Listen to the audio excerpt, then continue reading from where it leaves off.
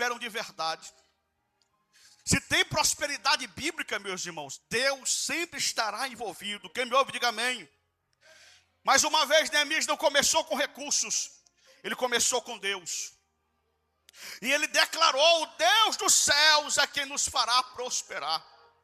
Abraão também começou assim. Deus o chamou quando ele não tinha terra, descendência nem estabilidade. Humanamente era impossível, mas Deus disse: em ti serão benditas todas as famílias da terra. Gênesis 12. Foi dos sacerdotes da época, e todos eles tinham algo em comum. Diga o quê?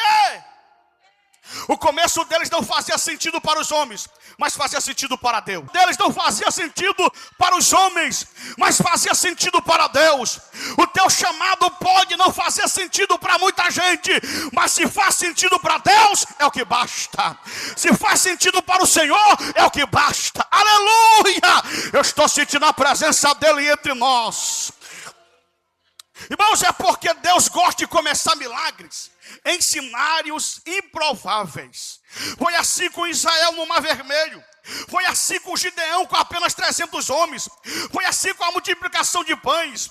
Foi assim com a cruz. A cruz parecia derrota para alguns, mas era o início da maior vitória da história. Ou seja, quando Deus entra no processo, a impossibilidade perde a força. Por isso Neemias não disse: nós talvez consigamos. Ele declarou: o Deus do céu nos fará prosperar. O Deus do céu. Mas Neemias, tu não tem dinheiro, mas eu tenho o Deus do céu. Neemias, tu tem opositores, tu não vai conseguir. Eu tenho o Deus do céu.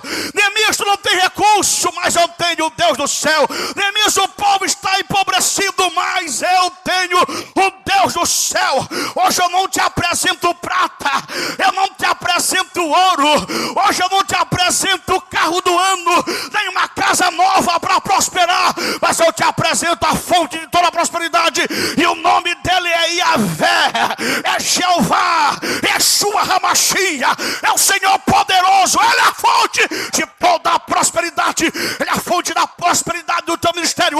Ele é a fonte da tua prosperidade e da saúde mental. Ele é a fonte da tua casa. Ele é a fonte do teu emprego. É a fonte do teu sucesso. É a fonte da tua família. É a fonte dessa igreja. E quem crê que ele é a fonte verdadeira, sacode essa mão e dá um brado de vitória. Oh glória! Oh glória! Davi já havia dito no Salmo 127, verso 1: sustento no meu talento, se sustenta na presença. Ela não termina na glória humana, ela termina na glória divina. Oh, aleluia! O que começa em Deus, meus irmãos, sempre terminará em vitória. Sabe por que ninguém vai para essa obra? Porque ela começou em Deus. Bispo Carlos Sérgio sabe por que essa obra no final vai ser vitoriosa? Porque ela começou em Deus. Oh glória! Quem começa em Deus termina em vitória. Porque sem Deus, irmãos, não há progresso. Só um processo vazio. Não é sobre capacidade, é sobre capacitação. Não é sobre esforço humano, é sobre o favor divino. E pelo favor divino eu profetizo que a tua casa vai prosperar, que o teu ministério vai prosperar. Oh, só quem crê diga glória. Eu profetizo que haverá prosperidade de Deus na tua casa e na tua vida. Oh glória. Segundo ponto, observe o que o texto diz: nós, seus servos, vamos nos levantar ou preparar e começar a reconstrução. Quem me ouve diga glória. Nós, os seus servos, isso aqui fala de posicionamento espiritual. Neemias não era pedreiro, Neemias era copeiro. Ele era o copeiro do rei persa, um cargo extremamente importante e privilegiado. O copeiro tinha, irmãos, acesso direto ao rei. Ele exercia confiança política, possuía estabilidade e vivia dentro de um palácio. Mas Neemias abre mão do conforto do palácio para enfrentar os escombros de Jerusalém. Oh, irmão, isso aqui revela algo muito profundo, minhas irmãs e meus irmãos. Existem pessoas que querem propósito sem renúncia. Não haverá nenhuma conquista na obra de Deus sem renúncia,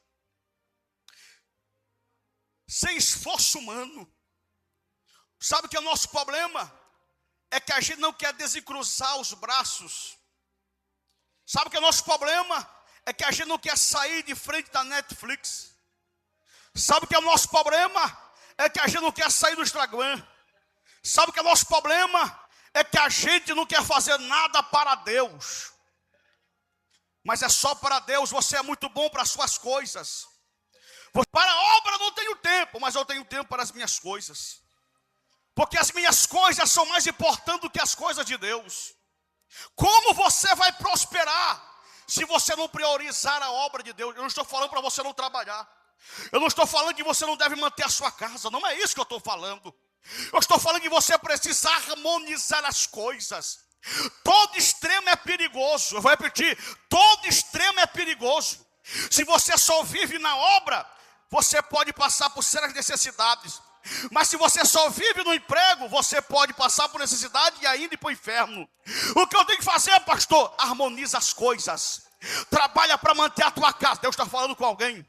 Mas trabalha na casa do teu pai também.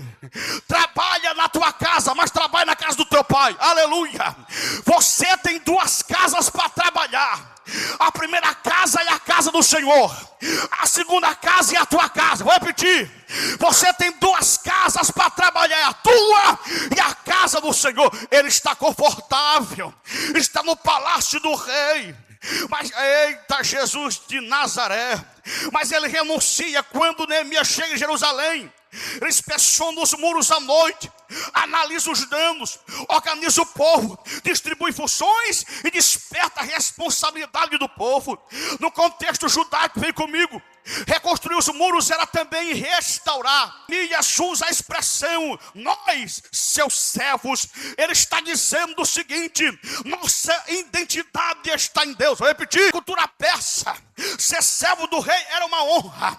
Mas Neemias entende, maior honra é servir ao Senhor. Neemias está dizendo, eu tenho honra de servir o rei humano, mas eu sou mais honrado em servir o Deus dos céus. Eu vou repetir, porque tem gente que tem muita honra em servir a Tachetes, mas não tem nenhuma honra de servir o Deus dos céus. Eu vou repetir porque tem alguém entendendo ali.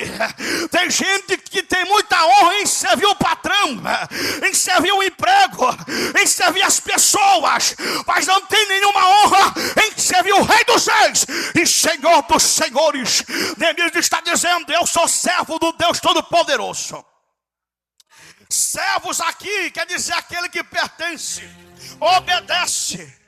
Ele diz, nós nos levantaremos. Essa palavra significa atitude ativa, decisão. Ou seja, Neemias está dizendo, eu vou fazer. Por quê? Porque eu sou servo. Porque eu sou servo, alguém me manda. E como seu servo, eu obedeço quem está me mandando. Sabe uma grande dificuldade? Irmãos, escuta isso aqui que é muito sério.